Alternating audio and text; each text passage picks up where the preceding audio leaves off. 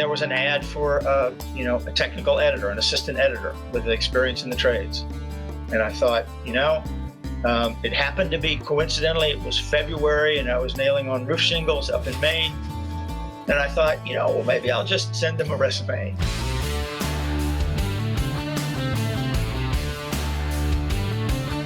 Welcome to the Fine Homebuilding Pro Talk podcast. This is Senior Editor Patrick McComb. Today I'm joined by former Fine Homebuilding editor Kevin Ireton, now a Carpenter. You can find the Fine Homebuilding Pro Talk podcast and the original Fine Homebuilding podcast at finehomebuilding.com/podcast. You can leave feedback and ask questions there too. Kevin, it is such a pleasure to see you this morning. Thank you so much for being on the show. Patrick, thank you so much for having me on your show. It's a pleasure.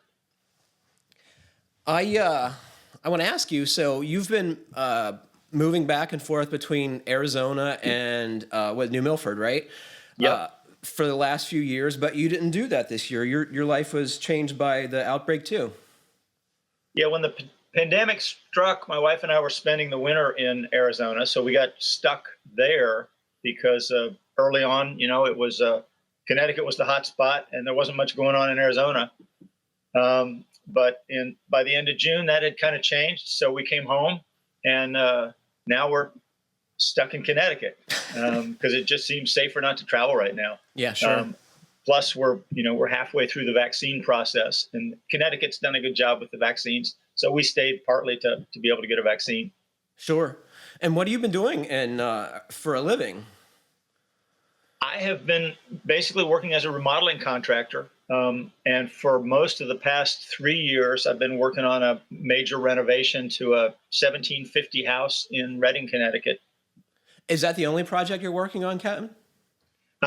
At this point, yes, except for my own house, which is always a work in progress. I know that about you. We can talk a little more about that later. So can you talk about this renovation before we get into your backstory a little bit? Yes. The home is owned by a woman in her mid-70s who's a single woman at this point, a widow. And I met her because my father-in-law had been her handyman for years. This was her, she lived in New York City, and this was her weekend home.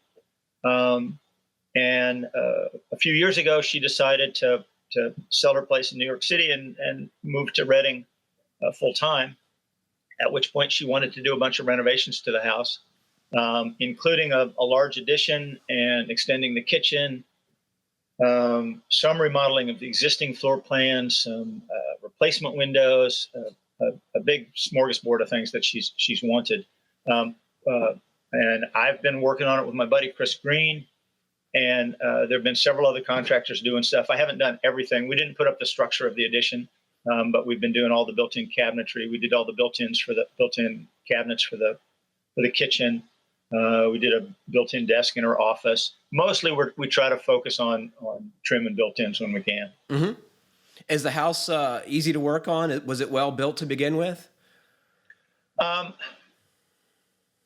would say 17th or 18th century houses are generally not necessarily easy to work on. It's timber frame, I presume. Yep. And part of it's over a nasty crawl space. The new addition was fine, but a lot of our challenges had to do with the fact that the house was so old. In fact, the new addition meets the existing house in 4 different places. There are 4 doorways that lead from the original house to the addition, and each of those 4 ways was at a different elevation.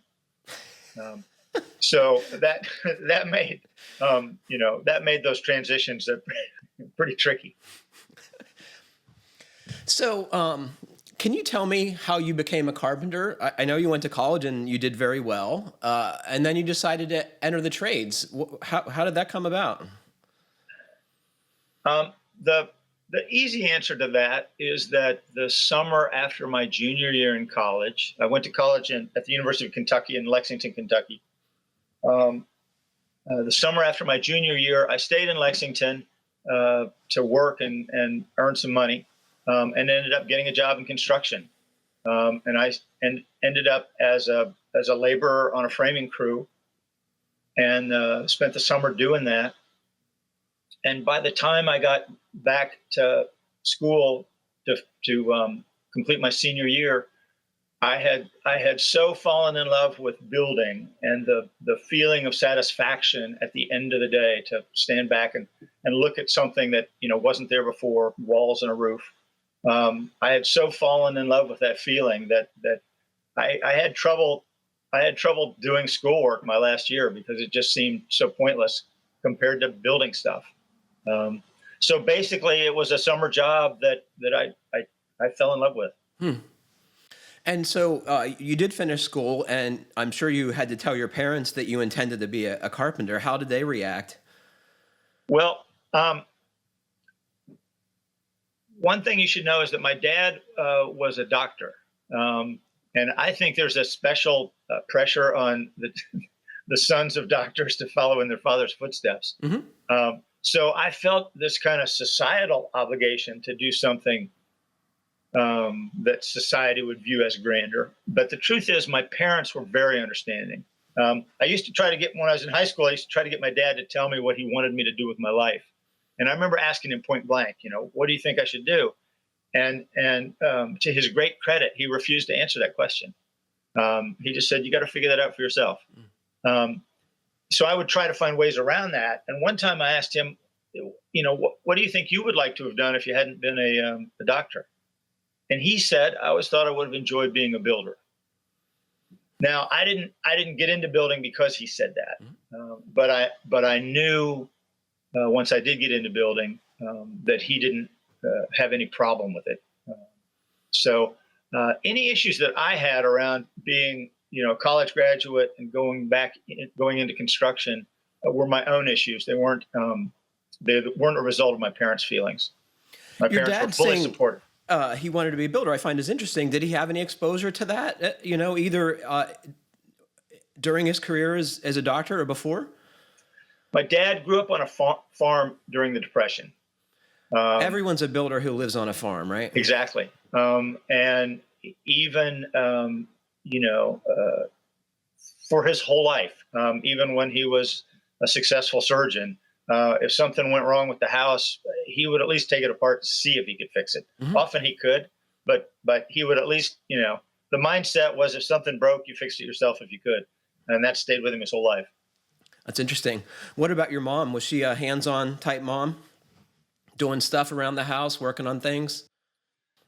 My mom was a traditional housewife in that she didn't work outside the home, raised 3 kids, and took good care of the house.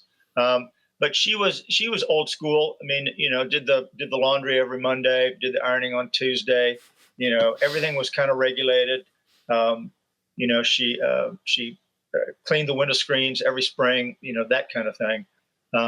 So she was very hardworking and industrious, but all focused on the house. I do remember, she would do painting around the house, strip wallpaper, stuff like that, but nothing much beyond that. Did you have people as you were in your life growing up that were tradespeople or worked with their hands in some way that were an influence or showed you that there was this thing out there beyond, academia? I think the answer to that is no, except that my dad was such that, among his best friends, were other doctors, but there was also, a Kansas wheat farmer that he used to go hunting with. There was a local plumber that was among his best friends. So the kind of people that came and visited the house were from all walks of life. And I think that sent a certain message to me. It didn't inspire me specifically to get into the trades, but it certainly enabled me to grow up with the understanding that, whatever you did was okay. And in fact, I remember my dad telling me that once. He said that you shouldn't feel like you have to save the world. He said he felt like everybody, who had a job to do, contributed to making things work. How did you end up at Fine Homebuilding? How long were you a carpenter? And if you could tell me how you climbed the ladder in the trade, and then how you came to work at Fine Homebuilding would be of great interest to me. That feels like a lot of questions. I'll I'll see what I can do. The first thing that I often tell people is that because I graduated from college and then immediately went to work as a carpenter, that it looked like I was wasting my college education. I worked as a carpenter for about 8 years, and then I got a job at Fine Homebuilding. So suddenly, my crazy life looked like a well-orchestrated plan. Study writing in college, go learn about the trades, then go get a great magazine job about a home building magazine. In truth, it wasn't a well-orchestrated plan. It was just good luck and being in the right place at the right time. So I worked as a carpenter in Kentucky, Ohio, and Maine during the 8 years after I left college. I did all kinds of things. I bounced back and forth between renovation work and new construction. I would do renovation work because I enjoyed the challenge of it. Nothing is plumb, level, or square. Eventually, I would grow tired of the plaster dust and pigeon shit, and the fact that nothing was ever plumb, level, and square, and want to go do new construction for a while because it was more straightforward. But the truth is, I like to do a variety of things and still do. But I kind of reached a point after 8 years or so where I was getting tired of working for other people and having to work to their standards as opposed to my own. And so I was at a point. How are the standards different, Kevin? Oh, from the get-go, I think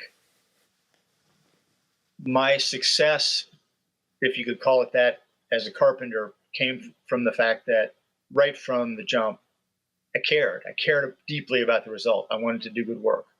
And even after a year or two, I found that I could do better work than carpenters with much more experience just because I cared. And it made me want to know how to achieve a better result and to work at that. So when I say that, I didn't want to work to other people's standards, it was always that, this pressure to get it done quickly and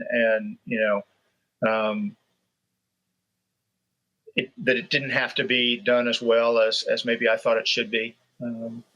That's what I mean about standards. So it was time for me to make a change. I either had to go out and work for myself, or it was time to do something else. And a few years before that, I had discovered Fine Homebuilding magazine and been subscribing to it. And we can talk about that more. But I was reading the magazine one day, and there was an ad for a technical editor, an assistant editor with experience in the trades. And I thought, it happened to be, coincidentally, it was February, and I was nailing on roof shingles up in Maine. And I thought, maybe I'll just send them a resume.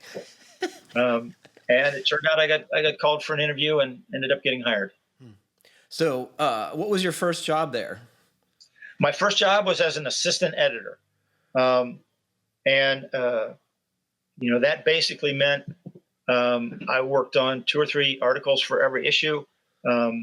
As you know, we do a lot of our own photography, so I would visit job sites and take photographs. I also was the Q&A editor, a job that I truly hated. That's a hard one.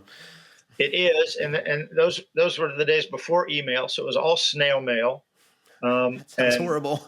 we tried to answer every letter, which was impossible, but meant that I could work very hard and still feel inadequate, which is, as you know, is important to the culture of the place. Absolutely.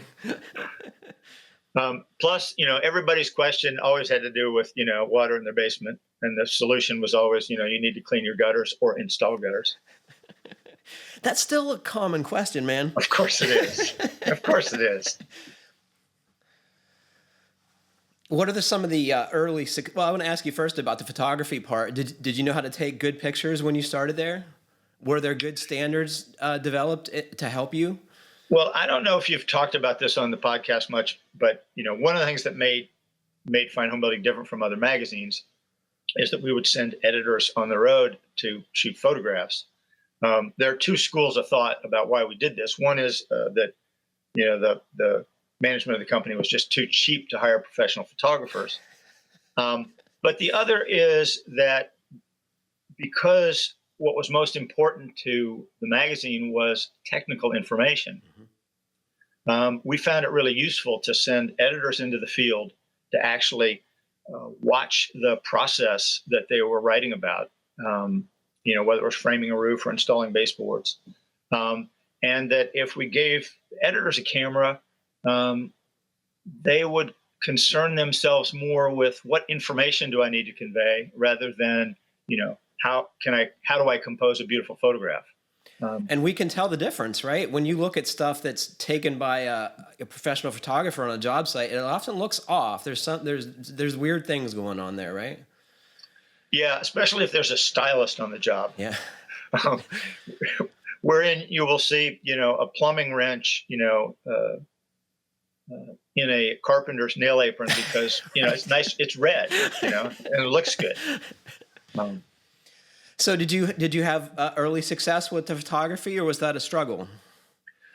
I think, all of the editors who that I worked with, I think it was a struggle for all of us initially, a big learning curve because there's just a lot of equipment to deal with.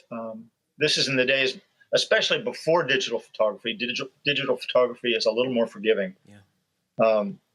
But it was a steep learning curve for all of us. But I think most of the carpenters that came to Fine Home Building and became editors and photographers, I think took to photography because, one, it got you out of the office, but two, it was working with tools again, and it was being on job sites.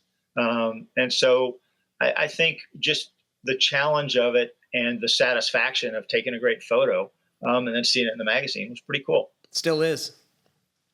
Glad to hear that. It still is. What are some of the things you're most proud of that you did either as a young editor or more later in your career? Do you remember them any? All right, that's your first old man joke. That's one. No, I just kind of thought you might want to put some of the stuff out of your mind at a point, right? That's probably true. When I look at my whole career with the magazine, and you ask what are some of the articles I'm most proud of, they are not articles from my early days as an assistant or associate editor. Not that I wasn't proud of those articles, but what overshadows them is among the articles I'm most proud of are the safety-based articles that I made possible while I was the chief editor of the magazine. The Fine Home Building hadn't published a lot of articles directly about safety, whether it's how to protect your knees, respirators, eyeglasses, hearing protection, even working safely ergonomically, so that your wrist was in the right position. Over the years, when I was there, we did a whole series of articles about that. And of all the things that I was responsible for, that's one of the things I'm most proud of. Very important stuff. Agreed. So what have we gotten wrong? And when I say we, I mean Fine Home Building, early, mid, now. Do you think that we've missed the mark? Boy, that's a tough question to ask me. That's the toughest thing you've asked, in part because I think that what Fine Home Building has always done was and continues to be very hard to do, which is to say, go out in the field and unearth this valuable information that practitioners have, the expertise that they've developed, and to turn it into useful information that other people can benefit from. It's just hard to do, in part because builders are busy. They're often not very good writers. Often people that are really good at what they do take for granted what they know. And so getting to the heart of the matter takes a lot of time and effort. So it's hard for me to be critical of anybody that's trying to do that good work. That said, I think there was a time when I was at the magazine when early on there was a concern that articles were too dense, not enough photos and illustrations. And over the 40-year history of the magazine, we've swung pretty far in the other direction, where articles are often composed largely of photos and drawings. I think I would like to see a little more of both. Oftentimes with photos and drawings, you see how a person does something, but you don't always hear the why, or you don't always hear the things that went wrong that led to why they do what they do now. And I find that a kind of a loss. I think some of that information is really valuable, but I also understand why it is the way it is. And I also understand that, in the age of the internet and video, it's pretty antiquated for me to be talking about photos and drawings. I'm sure you use the interwebs to learn stuff about your craft, right? If you have a new product or whatever, where do you learn things about your products, tools, and materials you're dealing with? I am embarrassed at how long it sometimes takes me when I run into a problem, how long it takes me to think, oh, there's probably a YouTube video about this. And whether it's, my washing machine breaking, or some construction problem, you can inevitably find information about it online. So I Google stuff all the time. I look at stuff on YouTube all the time. And probably like a lot of people, I've gotten pretty good at deciding quickly whether I feel like I can trust this person or whether they're going to deliver information, efficiently or not. And so you bail out if they're not, and you find somebody who's got better information. You and I talked about how sometimes folks in the construction media, and that's kind of a weird term, but let's just use it anyway, tend to glamorize construction work. For example, the photos in Fine Homebuilding are beautiful, they're well lit, they're uncluttered, but the construction sites I've worked on in my life as a carpenter were often a complete mess. What do you think about how Fine Homebuilding and other construction titles show construction work? Is it fair to the people doing it? Like, should you feel inadequate if your construction site's a mess? That's another big topic. It's a good question. I think let me just talk around that. First of all, one of the things you learn when you go to Fine Homebuilding, or probably any construction magazine, is you face this kind of conflict between wanting to go visit a job site and present the veracity of life in the field, the way things really are. You want to show that honestly, but at the same time, you also have a responsibility to promote good, safe work habits. And so, what you do and don't photograph, what you show or don't show, really matters. And even just a really messy job site, if you're trying to convey information in a photo, can be a huge distraction. So I think generally I don't have any I don't have any qualms with how Fine Home Building or other magazines like Journal of Light Construction have What about like the cable TV shows that are on HGTV? Have you watched any of those? What are your thoughts on those if you have? That's a whole different thing. That's a whole different thing. And I think even though I get the appeal of them, and I do watch some of them just because, you know, as somebody who loves houses, I'm fascinated by the changes. But I do think they do a huge disservice to this industry in a couple of ways. I mean, first is not being realistic about cost and timeframes. It's tough. I don't know. It's tough to remodel a whole house in a half an hour. I've tried. Well, you're working on one for 3 years now, so I don't know. Maybe right. you're going the other way. That's quite true. But I think the other thing that really bothers me is that those programs, do so much to promote the design side of things. Making this pretty house. And I would love to see them do a lot more with regards to energy issues, airtight airtight super insulated construction. I think they're ignoring that the way they have is shameful. I think many of our Fine Home Building listeners and people who read the magazine, go to the website, would be envious of someone who went from the trenches to what many would describe as the top residential construction magazine. At a minimum, they would likely ask, why leave Fine Home Building and return to breaking your back every day? So why did you decide to leave Fine Home Building and return to breaking your back every day? Well, man, you're asking good questions. These are things I'm curious about, man. I left Fine Home Building for a variety of reasons.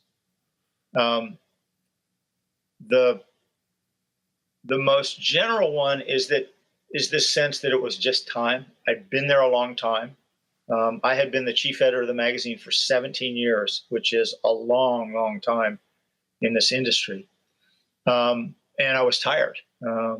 Relentless deadlines, wear you down after time. But also a lot was changing within the company. There was this kind of perfect storm of the second generation of ownership taking over the company.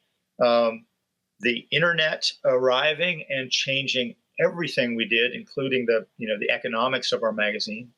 And then the recession hit. And those three things together presented a real challenge to Fine Home Building's parent company. And so things were kind of chaotic, and I didn't feel like I was valued as much as I thought I should have been. And so I just figured better for me to get out of the way then. So I left the magazine and wasn't sure what was next. I just knew that it was time for me to leave. And as far as then getting back into construction, I guess the first thing I'll say is that it was the easy thing to do because I had skills. And so, friends and neighbors would ask me to help with stuff. And so I started out small, just kind of doing that. Did it take a while to get good at it again? I mean, it's doing something every day is way different than doing it as a hobby. I think you'd agree. I do agree, but keep in mind, that old house that I live in. And the fact is that for most of my time at Fine Home Building, I worked on my house every weekend. Mm-hmm. I live in this 18th century house that I completely renovated and probably just about doubled in size with additions. And so I would work at the magazine every week and go home and spend 2 days working on the house.